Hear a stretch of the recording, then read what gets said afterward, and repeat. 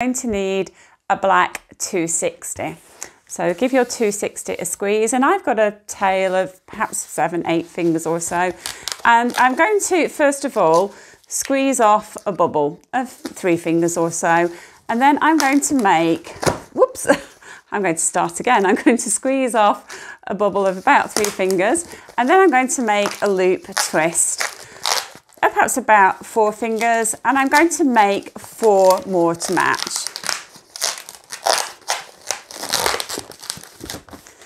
So keep your balloon nice and soft and just make 4 more.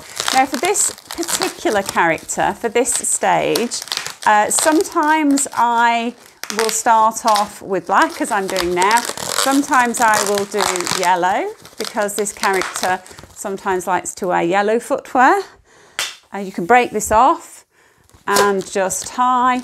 And sometimes I just use a pale pink to match the pig's skin tone. It just very much depends on how detailed I want the design to be and what look I want the character to have, and trim off any excess.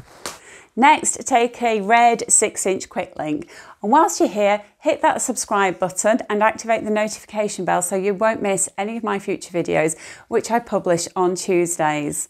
And I hope you'll give the video a thumbs up. And feel free to join me in Balloon Artworks Academy, which is my closed Facebook group where you can ask me any questions you like about this video or any of my other tutorials. And I'll leave a link to the Academy in the description below. Next, take a 6-inch quick link in red and inflate, and then let a little bit of air out. So I want a nice round shape, okay, and give that a twist. You don't need to tie this off. Just wrap that directly into the base, okay?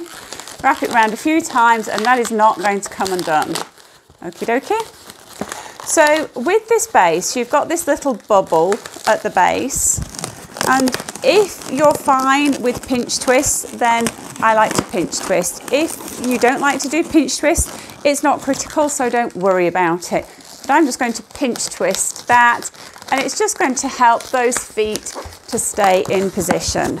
Now, I know this particular character generally only has 2 feet at the base, but just to make it a bit more stable, she's having 4, which means that whichever angle you look at her from, you know, you can see her black shoes. Next, take a pink 160, and you want to make 2 small loops. So we're just making a small loop twist of a couple of fingers, 2.5 fingers, and then make another twist to match that.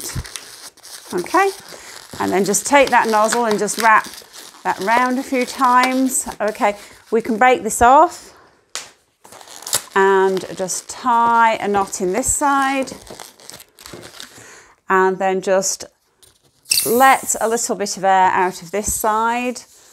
I'm just going to let mine down a little bit, just so I've got a tip of a couple of fingers or so, and then just tie here.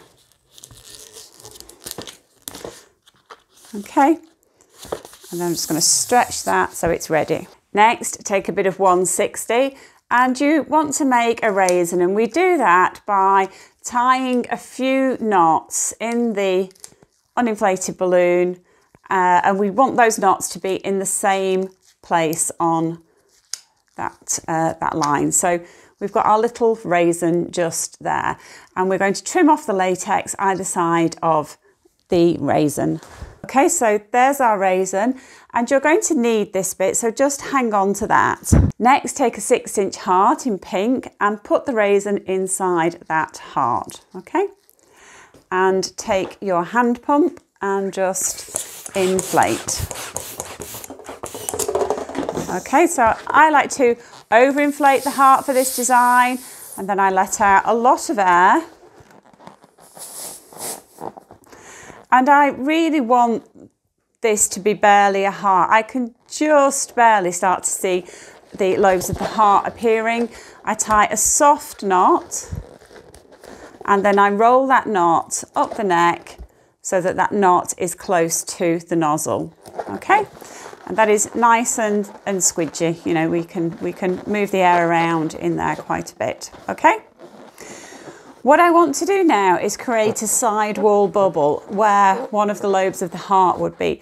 So you use your right hand to control the air, or your dominant hand to control the air, and you use your other hand to twist off a bubble. So I'll show you what I mean. So I'm squeezing the air into one of those lobes, and then you need to grasp a bigger bubble than you think you're going to need, because the air just kind of disappears on you and you end up with something quite small, okay? So there you go. That might take a little bit of practice.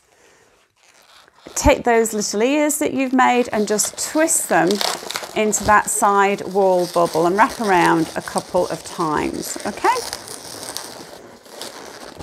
And that's what you've got.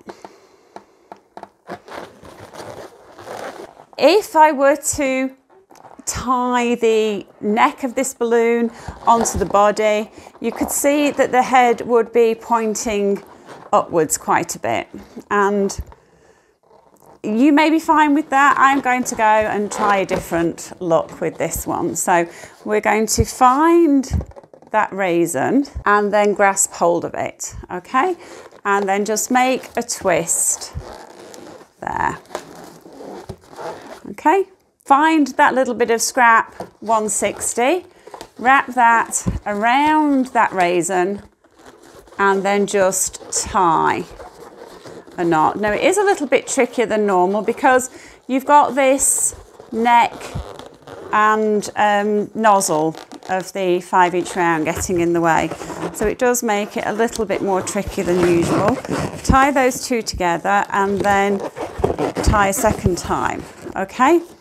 And we're going to use that to connect onto our pig's body. That for me is a little bit messy, so I just want to tidy that up by taking hold of the nozzle and grabbing one of these tails, and I'm just going to tie them together and tie a knot twice. Okay, and that's just going to just tuck that in a little bit, okay? Take your pig's body and just get hold of the tip and just push the air out of the tip of the quick link, and then just wrap the tail of that 160 around a few times and tie. And you can trim off the excess from these two 160 tails. Okay, so that's what you've got at the moment. Next, take the bit of 160 pink that you have left and make 2 small loop twists. So these are just going to be loops of a couple of fingers, and I'm just passing that knot through that loop so it doesn't come undone. And I'm going to make a second loop to match that. I'm going to take the tail from that knot and just wrap those through, just to give that bit of extra security. And then I'm just going to wrap this around my pig's neck. I don't want the arms to be too tight. I want that head to be able to sort of sit comfortably and rest like that. I don't want it to be pushed up. And at this point, I'm just going to twist all that together, and then I'm going to break this off. Okay, so hang on to both ends, okay, if you can. So just tie a knot there, okay, and then tie a knot here. Now with this little piece that's left, you've got options. If you stretch it out, it needs to be nice and soft. And you've got options. You can use it to give our little pig some pink legs. Just by, you know, wrapping that round and bringing that round the base so that the two tips tie into the base and you've got some little pink legs. Or you can give our pig a curly tail. And to do that, I just wrap this into a spiral and I just massage it with my hands, okay? And I get a nice little curly tail, which I then just wrap into the base. So, as I say so many times with these design choices are yours to make. You're the artist. This is, you know, your sculpture. and you know, it's not for anyone else to tell you how it should look. So, you know, you go with whatever you want to do. Okay, so we've got a little curly tail there. And all we need to do now is draw the face. So for this pig, I take a black Sharpie and I draw 2 small circles. Then I take my white Edding 750 paint pen and I just draw some white semicircles for the tops of the eyes.